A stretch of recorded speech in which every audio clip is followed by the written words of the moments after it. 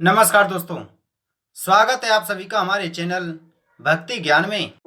दोस्तों, आज हम आपको इस वीडियो के माध्यम से श्रीमद् भागवत महापुराण के प्रथम स्कंद के चतुर्थ अध्याय की कथा का श्रवण करा रहे हैं, जिसमें हम जानेंगे महर्षि व्यास का असंतोष।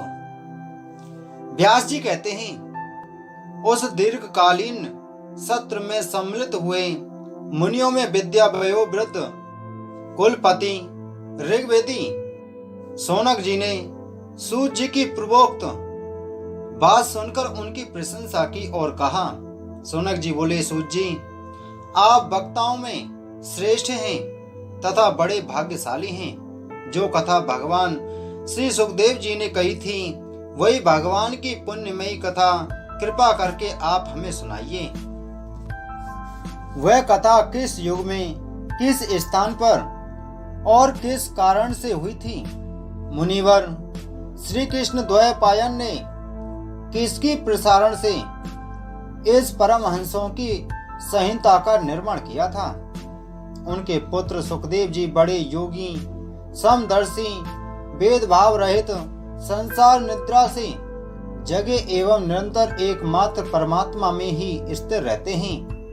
वे छिपे रहने के कारण मूढ़ से प्रतीत होते हैं। व्यास जी जब संन्यास के लिए वन की ओर जाते हुए अपने पुत्र का पीछा कर रहे थे, तब उस समय जल में स्नान करने वाली स्त्रियों ने नंगे सुखदेव जी को देखकर तो वस्त्र धारण नहीं किया, परंतु वस्त्र पहने हुए व्यास जी को देखकर लज्जा से कपड़े पहन लिए थे। इस आश्चर्य को देखकर जब व्यास जी ने उन स्त्रियों से इसका कारण पूछा, तब उन्होंने उत्तर दिया कि आपकी दृष्टि में तो अभी स्त्री पुरुष का भेद बना हुआ है, परंतु आपके पुत्र की शुद्ध दृष्टि में यह भेद नहीं है।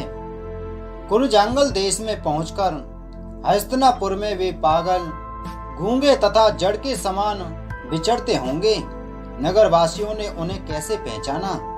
पांडव नंदन राजश्री परीक्षित का इस मौनी सुखदेव जी के साथ संवाद कैसे हुआ, जिसमें यह भागवत संहिता कही गई?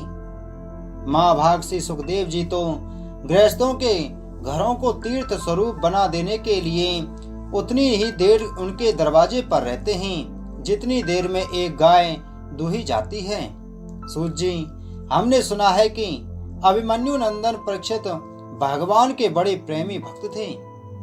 उनके अत्यंत आश्चर्य में जन्म और कर्मों का भी वर्णन कीजिए। वे तो पांडव वंश के गौरव बढ़ाने वाले सम्राट थे। वे भला किस कारण से साम्राज्य लक्ष्मी का परित्याग करके गंगा तट पर मृत्यु पर्यंत अनशन का व्रत लेकर बैठे थे? शत्रुघ्न अपने भले के लिए बहुत सा धन डालकर उनके चरण रखने की चौकी को नमस्कार करते थे। वे एक वीर युवक थे। उन्होंने उस दुस्तज लक्ष्मी को अपने प्राणों के साथ भला क्यों त्याग देने की इच्छा की? जिन लोगों का जीवन भगवान के आश्रित है, वे तो संसार के परम कल्याण, अभ्युदय और समृद्धि के लिए ही जीवन धारण करते हैं। उसमें उनका अपना कोई स्वार्थ नहीं होता। उनका शरीर तो दूसरों के हित के लिए था। उन्होंने विरक्त होकर उसका परित्याग क्यों किया?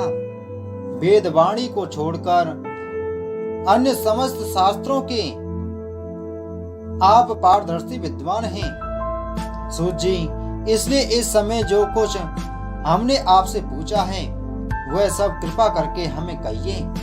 सूत जी ने कहा, इस वर्तमान चतुर्युगी के तीसरे युग द्वापर में महर्षि पराशर के द्वारा वस्तु कन्या सरस्वती के गर्भ से भगवान के कला अवतार योगी राज व्यास जी का जन्म हुआ।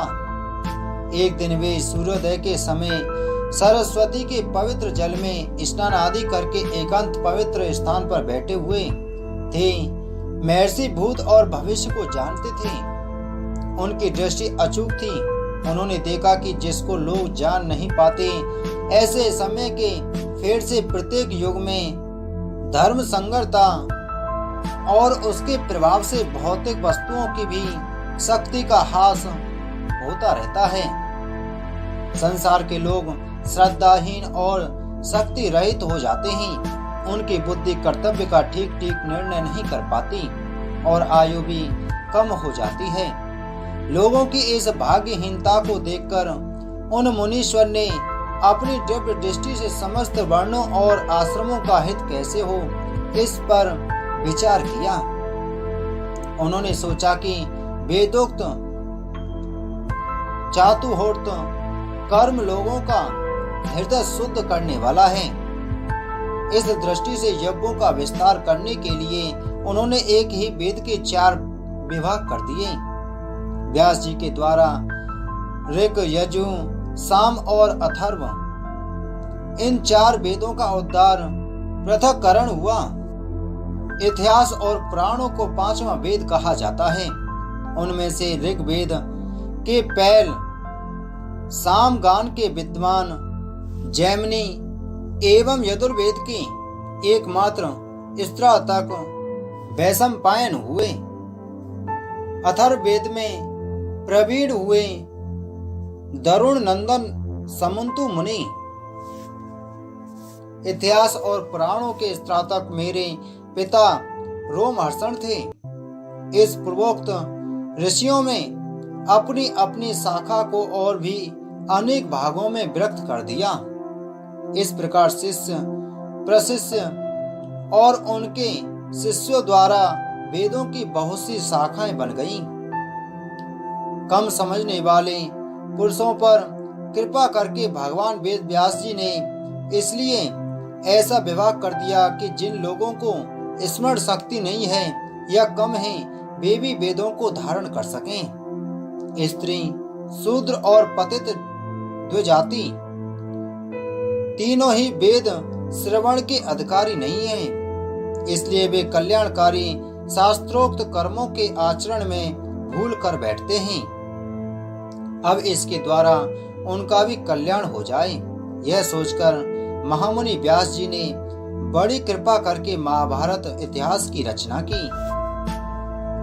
शौनक आदि ऋषियों, यद्यपि व्यास जी इस प्रकार अपनी पूरी शक्ति से सदा सर्वदा प्राणियों के कल्याण में ही लगे रहे, तथापि उनके हृदय को संतोष नहीं हुआ। उनका मन कुछ खिन्न सा हो गया। सरस्वती नदी के पवित्र तट पर एकांत में बैठकर धर्मवेत्ता व्यास जी मन ही मन विचार करते हुए इस प्रकार कहने लगे।